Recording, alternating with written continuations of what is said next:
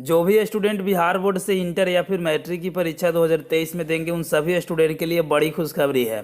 परीक्षा से पहले अक्सर सभी स्टूडेंट चाहते हैं कि उनका प्रश्न कहाँ से पूछा जाएगा। अगर ये पता लग जाता है तो उनको तैयारी करने में भी मज़ा आता है और उनको ये समझ हो जाता है कि क्या पढ़ना है क्या छोड़ना है।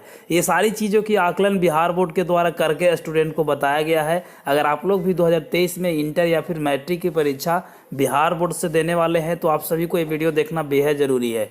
तो चलिए वीडियो को हम लोग शुरू करते हैं। उससे पहले बता दूं कि ग्रुप से जो भी स्टूडेंट अभी तक नहीं जुड़े हैं ज़रूर जुड़ जाइएगा, क्योंकि ग्रुप में स्टडी मटेरियल वहीं पे मिलेगा। और चैनल को सब्सक्राइब जरूर कर लें। सबसे पहले यहाँ पे देखिए बताया गया कि चैप्टर के बॉक्स से पूछे जाएंगे वैल्यूएबल बेस्ड प्रश्न। अब इसका मतलब क्या हुआ, चैप्टर का बॉक्स क्या होता है और वैल्यूएबल बेस्ड प्रश्न क्या होता है, तो इसके बारे में भी पूरा डिटेल्स में हम लोग जानेंगे। तो सबसे पहले एक एक चीज़ को समझते हैं, इसलिए लास्ट तक वीडियो को बने रहिएगा तभी यह पता लगेगा, वरना आधे पर से देख के भाग जाइएगा तो बहुत सारी चीज़ें हैं जो लास्ट में बताऊँगा आप लोग को वह पता नहीं लग पाएगा। तो सबसे पहले यहाँ पर देखिए बताएगा कि 10वीं और 12वीं की परीक्षा के दौरान आउट ऑफ सिलेबस प्रश्न की अफवाहें ना हो, इसके लिए सिलेबस के अंदर से वैल्यूएबल बेस्ड प्रश्न के लिए दिशा निर्देश जारी किया गया है। अक्सर जब एग्जामिनेशन होता है तो बच्चे निकल के आते हैं तो बोलते हैं कि सर क्वेश्चन था वह आउट ऑफ सिलेबस पूछा गया है, क्वेश्चन की किताब से पूछा ही नहीं गया, इसीलिए एग्जामिनेशन को कैंसिल किया जाए या फिर बोर्ड को सुधार ये होनी चाहिए। लेकिन आप सभी को बता दूं कि बिहार बोर्ड पहले ही ये चीज़ बता दे रहा है कि कहाँ से प्रश्न पूछे जाएंगे।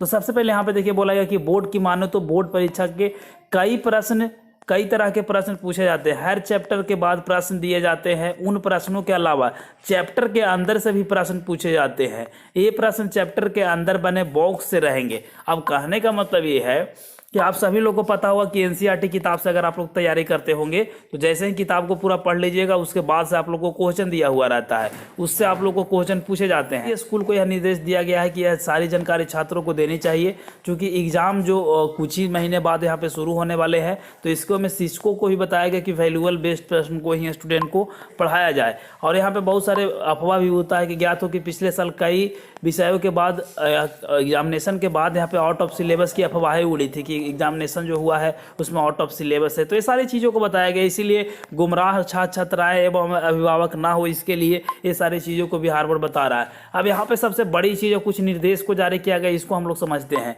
तो यहाँ पे बोला गया है कि सभी प्रश्न एनसीईआरटी बुक से ही आएंगे। तो आप सभी को बता दें कि अभी भी बहुत सारे ऐसे बच्चे हैं जो अभी मॉडल पेपर से तैयारी करने में जुट गए हैं, कोई क्वेश्चन बैंक से तैयारी कर रहे हैं, लेकिन ऐसा नहीं करना है। साफ साफ यहाँ पे बताया गया कि एनसीईआरटी किताब से ही आप लोग को प्रश्न पत्र पूछे जाएंगे। बोर्ड की माने तो सारे प्रश्न एनसीईआरटी पाठ्यक्रम से ही रहेंगे, दूसरी पब्लिकेशन से प्रश्न नहीं पूछे जाएगा। ज्ञात हो कि प्रश्न के लिए विकल्प भी रहेगा, हर प्रश्न को उत्तर देना अनिवार्य होगा एवं हर एक प्रश्न का विकल्प रहेगा। यानी कहने का मतलब जो विकल्प है, एक क्वेश्चन नहीं आ रहा है तो दूसरा को बना सकते, इसलिए दुगने विकल्प के साथ पूछे जाएंगे। तो इस सब चीज़ों को बताया गया है। और यहाँ पे बोला गया है कि बोर्ड ने निर्देश दिया है, ये निर्देश को स्टूडेंट को पालन करना होगा। सबसे पहला, चैप्टर में दिए गए प्रश्न के अलावा चैप्टर के अंदर से भी प्रश्न पत्र पूछे जाएंगे। जरूरी नहीं है कि जो क्वेश्चन बुक में दिया हुआ है वही क्वेश्चन सेम रहेगा, अंदर से भी क्वेश्चन को पूछा जा सकता है। यहाँ पे देखिए बोला गया कि चैप्टर में दिशा दिए गए बॉक्स में स्कूल के अच्छे से पढ़ाएं, क्योंकि बॉक्स से भी प्रश्न पत्र पूछे जाएंगे। और बोला गया कि वैल्यूएबल बेस्ड प्रश्न भी रहेंगे, ये प्रश्न चैप्टर के अंदर से रहेंगे। चौथा बोला गया है कि हर प्रश्न का निश्चित अंक और शब्द का निर्धारित रहेगा, उसी में उत्तर देना होगा। कहने का मतलब है कि आप सभी को पता होगा कि अगर शॉर्ट क्वेश्चन बनाइएगा तो 100 वर्ड से लेकर 150 वर्ड में आप लोग को लिखना होता है। अगर लॉन्ग क्वेश्चन रहता है तो 150 वर्ड से लेकर 250 वर्ड में लिखना रहता है। ये सभी को निर्धारित किया जाता है कि सी माह की कितना वर्ड में लिखना है। अगर इन सभी चीज़ों को अगर फॉलो करते हैं तो उसी के आधार पर आप लोग को मार्क्स दिए जाएंगे। तो ये सारी चीज़ें हैं जो बताया गया उनकी टीम के अनुसार, तो इसको आप लोग को पालन करना होगा।